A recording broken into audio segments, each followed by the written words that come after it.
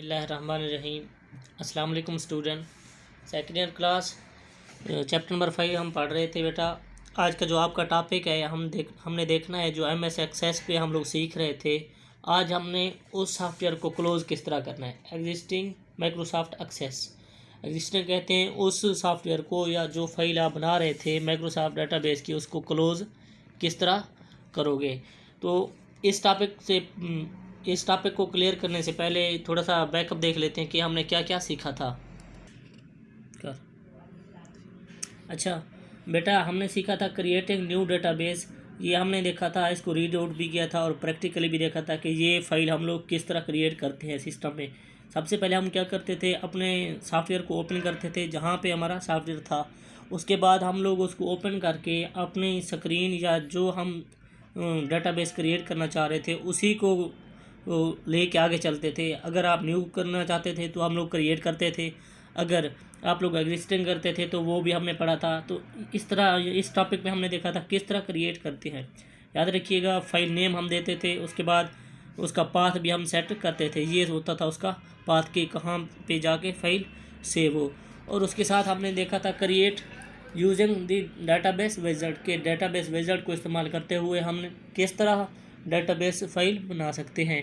तो याद होगा आप लोगों को, विज़ार्ड पे मैंने आप लोगों को बताया था कि बने बने टेम्पलेट्स आप लोगों को मिल जाते हैं। तो ये जो लेआउट आपकी बुक में दिखाया गया है MS एक्सेस के, ये MS एक्सेस का ओल्ड सॉफ्टवेयर था, उसके यानी कि स्केच आप लोगों को दिखाया गया था।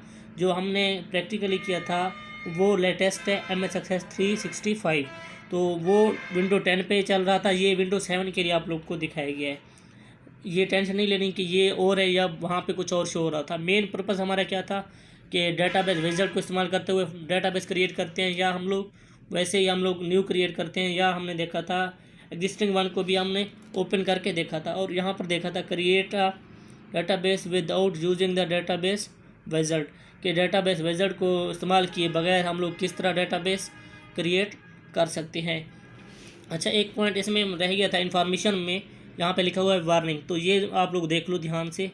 If you have previously created a database and then create it again using the same name, you will overwrite any work you have done. याद रखिएगा, इस इन्फॉर्मेशन में आप लोगों को वार्न किया जा रहा है, बता रहे हैं कि अगर आपने कोई पहले एक डेटाबेस क्रिएट की हुई है और दोबारा कोई और डेटाबेस क्रिएट करना चाह रहे हूँ, और अगर आप लोग उसका नाम क्या रख दें, सेम रख दें, नाम उस फाइल का सेम जो एक दफ़ा आपने पहले क्रिएट की थी, अब दोबारा कोई और फाइल आप लोग क्रिएट करवाना चाह रहे हो, अगर आपने नाम उसका रख दिया सेम नेम रख दिया और उसके बाद उसका पाथ भी दे दिया सेम। पहली बात ये कि नाम आपने सेम रखा, उसके बाद आपने उसका जो पाथ तो हमने दिया था वो भी आप दे देते हैं सेम, के एक ही जगह पे जाके सेव हो। तो याद रखिएगा, जो आप सेकंड वन आप बना रहे होंगे डेटाबेस, वो पहली पे ओवरराइट हो जाएगी, चाहे आपकी जो पहले वाली बनी हुई थी डेटाबेस वो कितनी ही इम्पॉर्टेंट क्यों ना हो। जो आप सेकंड बनाओगे, अगर नेम आपने सेम रखा और उसके बाद आपने पाथ उसका सही दोबारा वही रखा जो पहले का रखा हुआ था, जो पहले आपने डेटाबेस बनाई थी वही रखा था, तो जो सेकंड वन होगी वो जो एग्जिस्टिंग वन होगी पहले जो आपने बनाई थी उस पे ओवरराइट हो जाएगी, यानी कि उसकी जगह वो आ जाएगी। तो जो आपकी पहली थी, पहला जो डेटाबेस था वो उड़ जाएगा, ख़त्म हो जाएगा, उसकी जगह न्यू आ जाएगा जो आपने अभी बनाया होगा। तो ये ध्यान रखना है कि जो भी डेटाबेस बनाओ नेम सेम नहीं रखना, और कोशिश करनी है पाथ अगर सही सेम रख रहे हो तो नेम चेंज होगा तो फिर कोई इशू नहीं है, नेम सेम नहीं होना चाहिए, मेन बात ये है। तो ये थी इन्फॉर्मेशन। आज हम देखते हैं अपने टॉपिक पे, जो आज का हमारा टॉपिक है बेटा।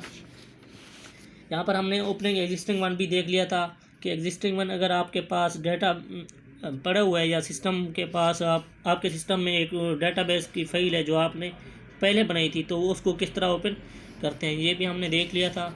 आज हम देखते हैं कि जब हमने अपने डेटाबेस को फाइल को कंप्लीट कर लिया और बना लिया, अब उसको क्लोज़ किस तरह करते हैं।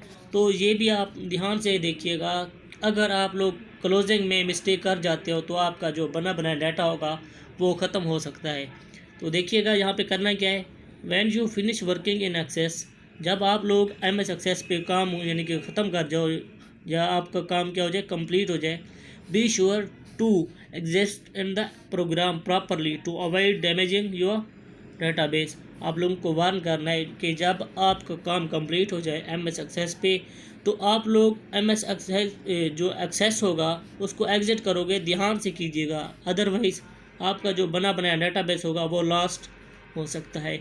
तो हमने किस तरह एहतियात करनी है, किस तरह इससे बचना है, पहले आपने क्या करना है, क्लिक ऑन फाइल, जो फाइल आप बना रहे होंगे उस पर आप लोग क्या करोगे, click on file, the file menu will appear.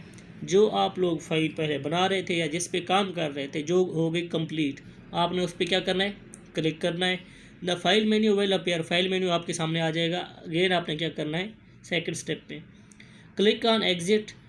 अब जब फाइल मेन्यू आपके पास अपीयर है, सामने आ गया, तो आपने अब किस पे क्लिक करना है, एग्जिट पे। Access will close and you will return to the Windows desktop. ये 2 पॉइंट हैं एग्जिट करने के। जब आपका काम कंप्लीट हो गया, पहले आपने फ़ाइल को क्लिक करना है, उसके बाद क्या करना है, जो जैसे आपने फ़ाइल पे क्लिक किया तो फाइल पे वो जो मेन्यू थी वो ज़ाहिर हो जाएगी। अब आपने क्या करना है, एग्जिट पे क्लिक करना है, डायरेक्ट एग्जिट पे क्लिक नहीं करना। ये 2 स्टेप्स हैं, ये इनको आपने ध्यान से करना है। जब एग्जिट पे करोगे तो जो एक्सेस का सॉफ्टवेयर होगा उसको कमांड मिल जाएगी कि आप इस फाइल को क्या कर दो, क्लोज़ कर दो। अब फाइल क्या हो जाएगी, क्लोज़, एंड जो आपके सामने वो विंडो ओपन थी एम एस एक्सेस की वो बंद हो जाएगी। तो आप किस पे आ जाओगे, डेस्कटॉप स्क्रीन पे आ जाओगे। अब इस स्टेप में आपको ये भी दिखाया जा रहा है कि ये करो या ये करो। अब देखिएगा, click on the close button as an alternate way to exit M S Access in only 1 step. अगर वो कह रहे हैं कि आप ये स्टेप नहीं करना चाह रहे, अब इसकी बजाय आप डायरेक्ट एम एस एक्सेस को क्लोज़ करना चाह रहे हो, तो आप क्या करोगे, डायरेक्ट जो क्लोज़ बटन होता है, आप लोगों को याद होगा एम एस एक्सेस में ये क्रॉस का जो बटन आप लोगों को शो हो रहा होता है रेड में, तो ये एक्चुअली होता है क्लोज़ बटन, इसे कहते हैं क्लोज़। आप इसको क्लोज़ करोगे तो आपका जो एम एस एक्सेस होगा वो क्लोज़ हो जाएगा। अब जैसे आपने क्लोज़ बटन पे क्लिक किया तो आप लोगों को वार्न करेगा क्या आपने डाटा अपना सेव कर लिया है या नहीं। अगर नहीं किया तो सेव कर लें, एम एस एक्सेस अभी क्लोज़ होने लगा है, तो वो वार्न करके फिर आपकी जो एम एस एक्सेस का सॉफ्टवेयर होगा वो क्या हो जाएगा, क्लोज़ हो जाएगा।